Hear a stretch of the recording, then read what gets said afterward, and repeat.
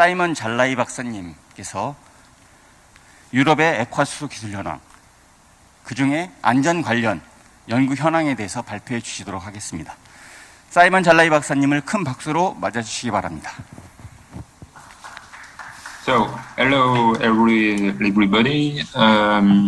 Thanks to be here to see my video. 영상을 보기 위해 이렇게 와주셔서 감사드립니다.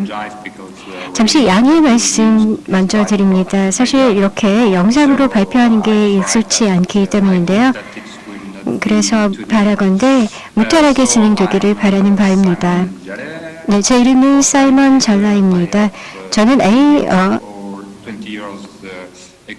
에어 리퀴드사에서 근무하고 있고요. 그리고 20여 년간 에어 리퀴드사에서 R&D 쪽에서 근무하고 있습니다. 주로 수소 안전 관련한 업무를 중점으로 담당하고 있지만요.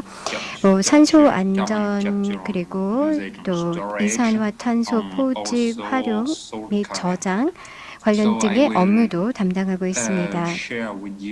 자, 이제 제 발표를 화면에 공유해 드리도록 하겠습니다. 자, 우선 이렇게 화면 공유 기능을 누르고, 자, 이게 이제 발표 자료고요.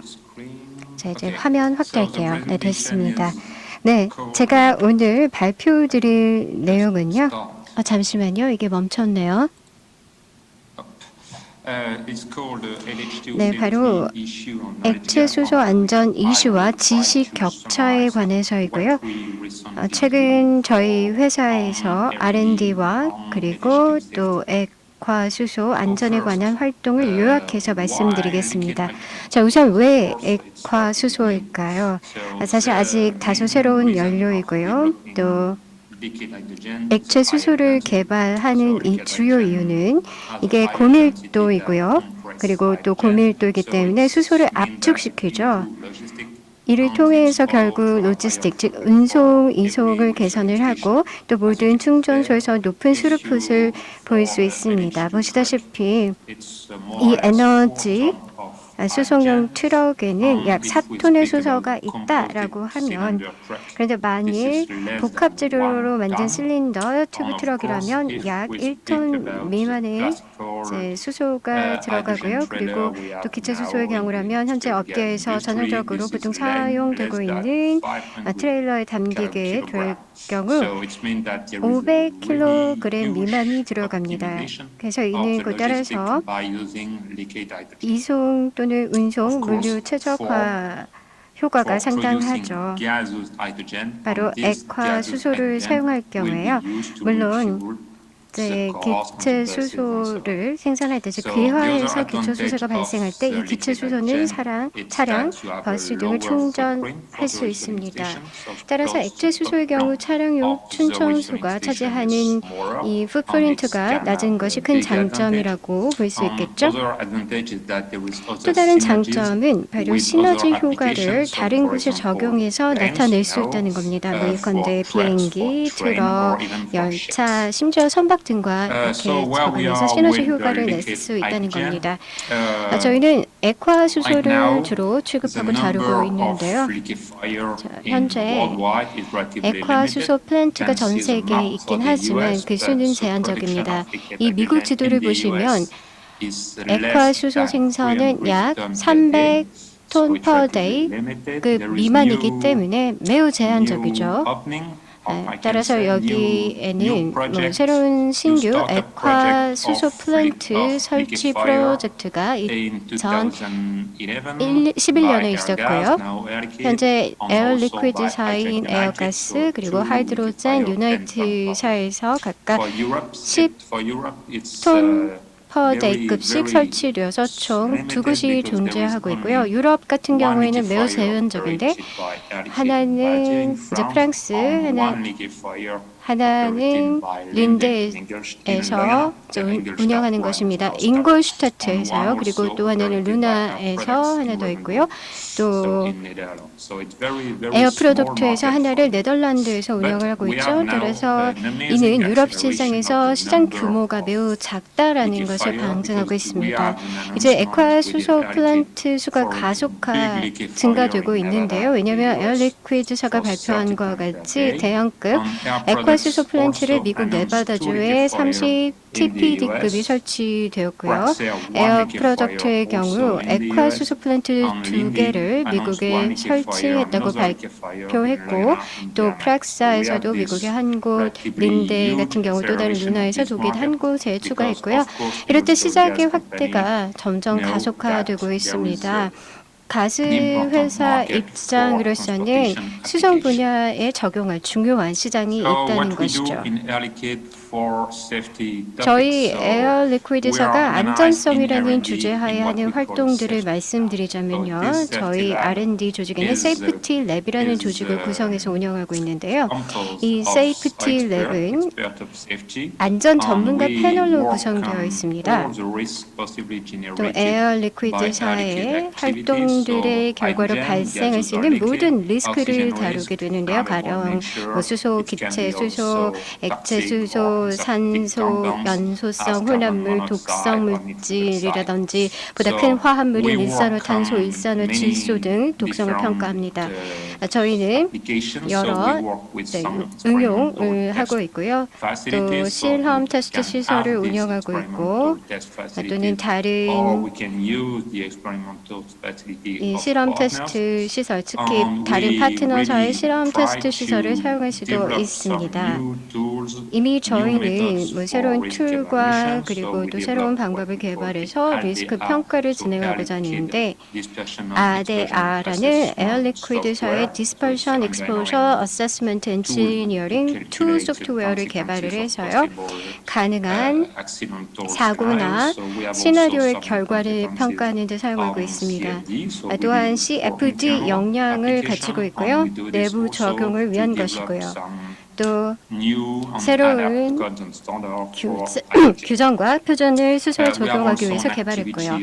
또 저희는 CFD 활동도 하는데 수치적 시뮬레이션을 하고 있습니다.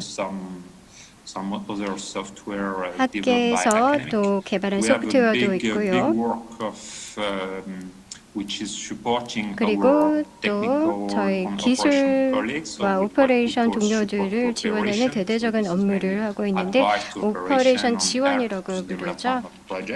그래서 여기에는 오퍼레이션과 관련한 자문을 지원하고 프로젝트 개발을 지원하고 또 프로젝트 시작을 지원하고 있죠.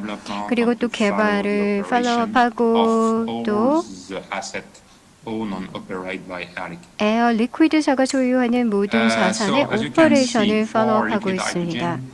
보시다시피 액화 수소 관련해서 규정은 전 세계적으로 다릅니다. 예를 들어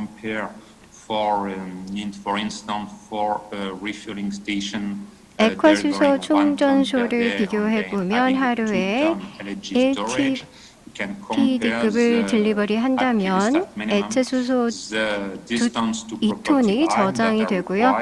최소치를 비교하면 또 액체 수소 안전 거리의 요건의 경우도 국가별 규정별로도 상이합니다. 따라서 미국의 경우 같은 경우에는 미국 화재 예방 협회 NFPA의 권고 사항이 있는데 이것은 의무가 아니고요. 또 액체 수소 안전 거리의 경우 상대적으로 길죠. 최대 23m가 이제 건물의 경우 적용이 되기 때문에 그래서 상당히 거리가 매우 길고요. 유럽 같은 경우, 특히 프랑스의 경우 특정 규정이 있는데요. 1톤 이상을 저장할 경우에는 또는 1톤 이상급의 그 저장소일 경우 당국의 인허가를 받아야 합니다. 그리고 안전을 감안하면은 꽤 거리가 길고요. 또 보시다시피 독일과 일본의 경우 이런 거리들은 좀 짧은 편입니다. 따라서 이 안전거리에 합리적으로 접근해야 합니다. 따라서 우리는 모두가 상호 합의하는 접근 방식을 통해서 이제 액체 수소의 규정과 표준을 마련을 해야 될 필요성이 있는 것이죠. 네, 저희가 업무를 주요 이제 접근하는 방식은 바로 지식을 습득하는 것인데요. 네, 사전 규범적 R&D 유럽 프로젝트를 통해서 지식을 습득하는 것입니다. 오픈 프로젝트를 통해서요. 보시는 이 프로젝트가 저희가 진행하는 프로젝트이고요. 저희는 역량을 계속 확보해 나가는 것이죠. 그리고 대형 프로젝트에서 협력해 나가는 것입니다. 저희는 여러 프로젝트에서 운영하고 있는데요. 일반 거동 현상, 즉 제너럴 비헤이비어에 해당하는 액체 수소 프로젝트로는 2건이 있고요. 프레슬러와 하이 레스폰더라는 프로젝트에서는 잘 알려진 베테랑급 파트너와 함께 협력하고 있고 또 대학과 기관들과도 함께 협력하고 있습니다. 또 저희는 구체적으로 해양 영역에서 액체 수소 응용을 메리세이프와 쉬프트 프로젝트를 통해서 진행을 하고 있습니다. 이 프로젝트들은 육상에서 진행하는 프로젝트가 아니고요. 노르웨이 프로젝트이기 때문에 노르웨이 정부 지원금을 받고 진행이 되고 있습니다. 또 다른 부분은 바로 인더스트리에서도 공동으로 자금 조달을 지원하고 있는 프로젝트가 있는데 또 한 가지 저희가 협업하고 있는 다른 프로젝트는 바로 액화 수소 이용을 항공학 분야에도 적용하는 프로젝트이고요. 그리고 또 헤븐스라는 프로젝트에 참여해서 작은 계획을 액체 수소 관련해서 수립하고 있고요. 또 다른 프로젝트는 이네이블러로 참여하는 이네블리라는 프로젝트인데 크랜필드 대학에서 추진하는 프로젝트입니다. 자, 그러면 액체 수소로 무엇을 했는지 말씀드리면요. 우선 프레슬리 프로젝트를 완료하면서 이제 기존의 액체 수소 가동에 대한 정보와 문헌을 최신 고도화하였습니다. 액체 수소 가동과 물론 위해성 관련해서요. 그래서 많은 논문과 문헌을 읽었고 또 결론을 내린 바 물론 실험과 데이터가 일부 존재하긴 했지만 데이터 정확성은 매우 낮았습니다. 따라서 저희는 다른 새로운 실험을 진행을 해서 이 데이터의 정확도가 매우 높은 조건에 부합하는 그런 데이터를 확보해서 결론을 도출할 수 있었습니다. 또한 이 최신 데이터를 생산하면서 이전에 말씀드렸듯이 여러 규정들이 존재하긴 하는데 지금 일치화가 되지 않았다는 점, 그래서 전 세계 액체 수소 개발을 위해서는 규정의 조화가 필요합니다. 저희는 또한 사고 예방 분석을 리뷰했습니다. 에어 리퀴드에서의 이제 발생한 사고만을 대상으로 했고요. 여기서 저희가 결론 내린 것은 액체 수소를 지난 20여 년간 다루어 오면서 사고가 거의 없었다는 것입니다. 사망사고 한 건도 없었고요. 극히 소수만이 부상을 입었다는 것입니다. 저희가 결론 내린 바에 따르면요. 가장 위험한 단계는 트레일러에서 저장소에 로딩, 언로딩하는 작업 단계라는 것입니다. 따라서 특별히 이 특정 단계에 더 많은 노력을 경주해야 할 것입니다. 또한 저희는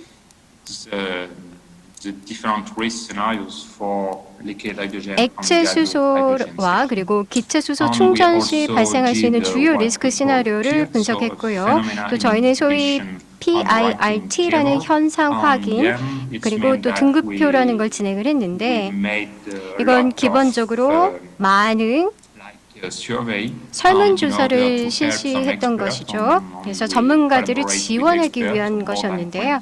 저희는 여러 전문가들, 특히 약 여 명의 전문가들과 협업하고 있는데요. 액체 수소의 물리학에 대해 우리의 이해도를 제고하기 위해서 무엇을 해야 하는지 정의하고자 노력하고 있죠. 따라서 많은 인터뷰와 설문을 기반해서 저희는 무엇을 해야 하는지 또 무엇이 필요한지 등 등급을 이제 매길 수 있었고 그 다음 분류해서 과연 어떤 것들을 적용해야 되는지 가령 어떤 실험이 필요한지 등 프레슬리 프로젝트 프레임워크에 필요한 것들을 알 수 있었습니다. 따라서 저희는 액체 유출의 물리작용을 연구해야 했었고요. 어떤 것이 마스터 레이시 무엇인지 이 액체 혹은 기체 유출물에서 구성 성분은 무엇인지 물방울이 있는지 물방울 강화가 있는지 응집이 있었는지 보는 게 중요한 것이었고요. 또 다른 중요한 주제는 정전 발화였는데요. 특이한 폭발 물질 현상 관련된 것을 보는 것으로 액체 수소와 또 고체 산소가 만날 때 발화 가능성 여부를 조사하는 것이었습니다. 그리고 또 다른 중요한 주제에 저희가 또 강조하는 부분이 있었는데 바로 폭발 가능성에 관한 것으로요. 저온 조건에서 보는 거였고 또한 블레브와 그리고 급속상 변화의 가능성을 보는 것이었습니다. 그 다음 이 모든 것을 기반으로 해서 모든 최신 업데이트 정보를 기반으로 해서 저희 계획을 업데이트했습니다. 프레슬리 프로젝트에 대해서요. 현재 이 프로젝트는 진행 중이고요. 이건 정확히 저희가 진행했던 것인데 작년에 이제 영국 보건안전청인 HSE와 함께 이 액화 수소 실험을 진행했습니다. 고압 누출 실험을 개방된 지역에서 그리고 폐쇄된 지역에서 실시했고요. 좋았던 점은 물방울 강화가 관찰되지 않았다는 것입니다. 그런데 또 차단된 경우에는 매우 높은 과도한 고압 현상을 관찰할 수 있었죠. 또 자연적 발화를 액체 누출 시 관찰하지 못했고 또한 급속상 변화 현상도 나타나지 않았습니다. 액체 수소 풀에 물을 주입했을 때요. 즉 스프링클러나 호스로 물을 액화 수소에 주입했을 때요. 그래서 근데 코로나19 때문에 액화 수소와 고체 산소와 반응시켜 발화를 보는 고체 발화 시험은 취소되었습니다. KIT 한국안전성평가연구소도 역시 지난해 실험을 진행했고요. 저온 수소 실험이었습니다. 따라서 전자기장을 측정하는 것인데요. 수소 유출이 될 때 생성되는 전자기장을 측정하는 것이었죠. 결론 짓길 자연적 발화 관찰이 모든 진행한 실험에서 관찰되지 않았다는 것입니다. 역시 좋은 소식입니다. 이 기관에서는 올해도 몇 가지 실험했는데요. 제트 릴리즈, 젯화재, 지연 발화 등을 실험했고 또 3월에는 있던 저온 수소 실험과는 달리 액화 수소 제트 릴리스와 액화 수소 풀 보일링 그리고 이 풀을 대상으로 화재 및 폭발을 실험하였습니다. 급속상 변화와 블레비 실험 관련해서는 프로젝트가 연기되었는데요. 왜냐하면 액화 수소 탱크와 관련해서 어려운 점이 있었기 때문이고요. 저희 생각에는 올해 말에 실행할 수 있을 것 같습니다. 이제 결론입니다. 현재 저희는 더 많은 액화 수소의 물리적 특성에 대한 지식을 갖추었고요. 그리고 이 모든 지식은 여러분과 함께 협력해서 진행하는 모든 프로젝트에서 공유하고 있고요. 따라서 이제 기쁜 것은 근시일 안에 저희가 새로운 툴과 그리고 새로운 사고 영향 평가 방법들을 갖고 또 새로운 엔지니어링 모델이나 CFD 모델을 갖추고 또 바라건대 위험을 완화시키는 완화 장벽, 즉 배려를 갖추고 또한 규정과 규격 개선을 위한 권고를 드리고 또한 특정한 액화 수소 안정성의 챕터를 개선할 것인데요. 이 챕터는 수소 안전 핸드북에 있습니다. 또한 많은 논문을 논문을 출발하고 여러 발제와 회의들을 진행하기 희망합니다. 다시 한번 강조드리고 싶은 건요. 사실 우리가 액화수소에 더 나은 지식이 있을 때 더 정확한 위험 평가 등을 평가할 수 있고요. 이는 보수적인 입장을 좀 더 줄일 수 있을 겁니다. 그렇기 때문에 현재 저는 더 많은 협력이 필요하다라고 생각을 합니다. 사전 규범적 R&D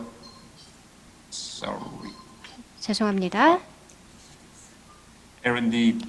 네, 사전 규범적 R&D 프로젝트에서의 협력이 더 많이 필요합니다. 리스크 과잉 평가를 완화하기 위해서 그리고 또 이는 액화 수소가 보다 비용 효율적이 될 수 있는 도움 될 수 있을 거라고 생각하고요. 경청 감사드리고요. 또 질문 있으시면 기꺼이 답변해 드리도록 하겠습니다. 감사합니다.